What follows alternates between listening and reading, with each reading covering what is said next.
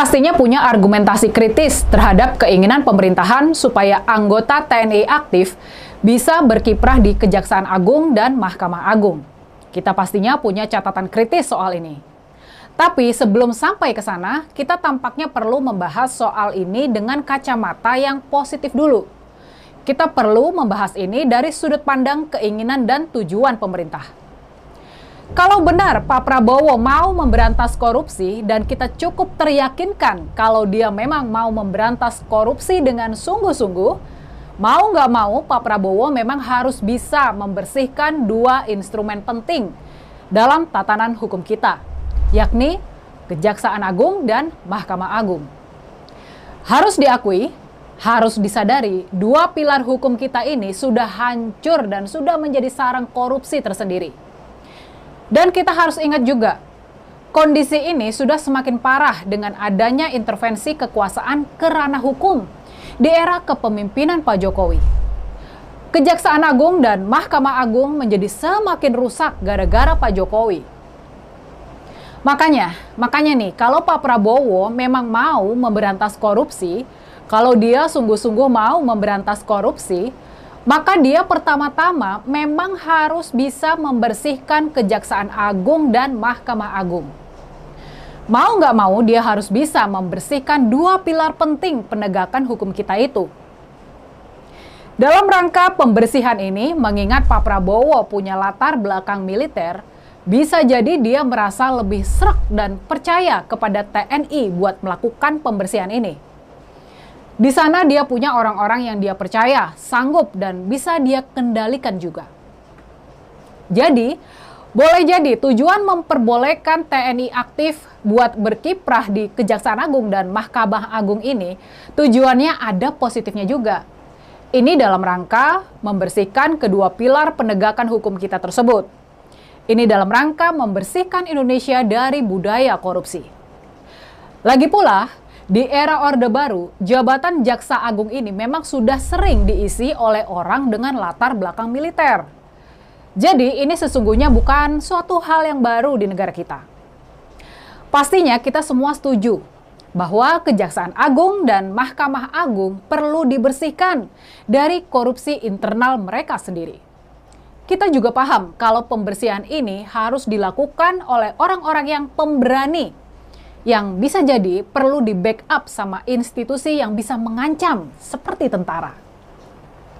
Pastinya orang-orang baru yang mau bersih-bersih memang harus ditakuti supaya nggak ada perlawanan balik dari tikus-tikus nakal yang selama ini berpesta pora di Kejaksaan Agung maupun Mahkamah Agung.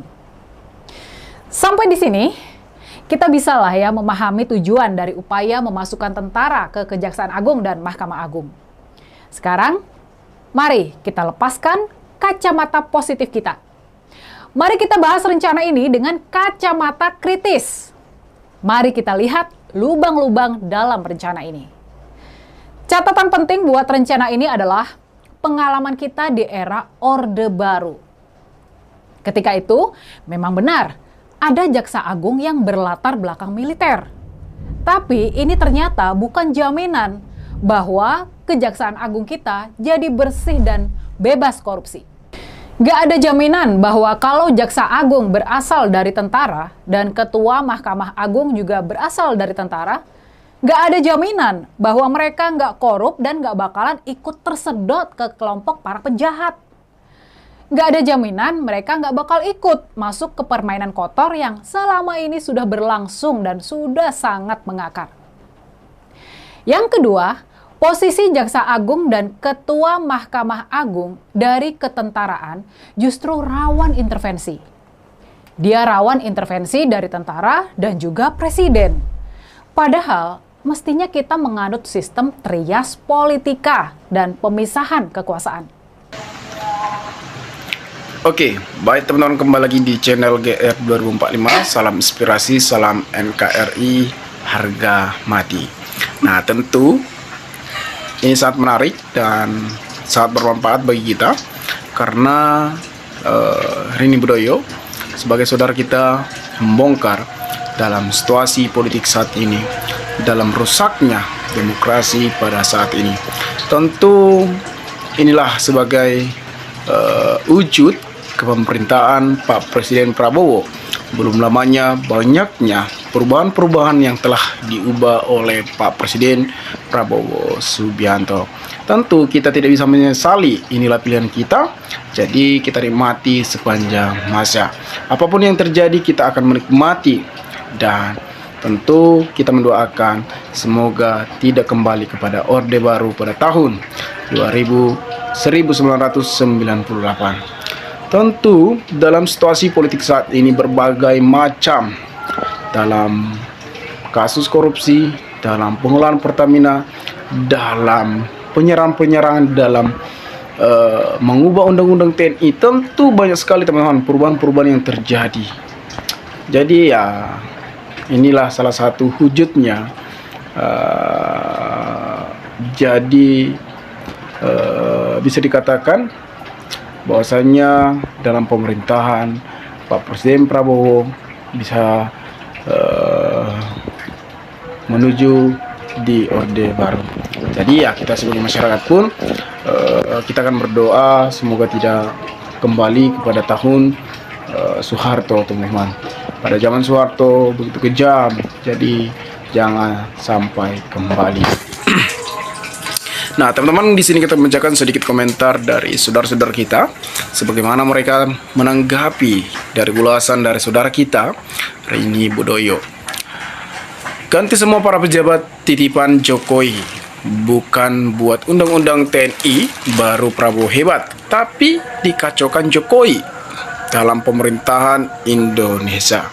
Tentu kita juga berharap terhadap Pak Presiden Prabowo Subianto segeralah ganti susunan kabinet-kabinet yang telah disusun oleh Jokowi pada masa jabatannya, sehingga pada kepemimpinan Pak Presiden Prabowo akan berjalan dengan mulus, dengan hebat.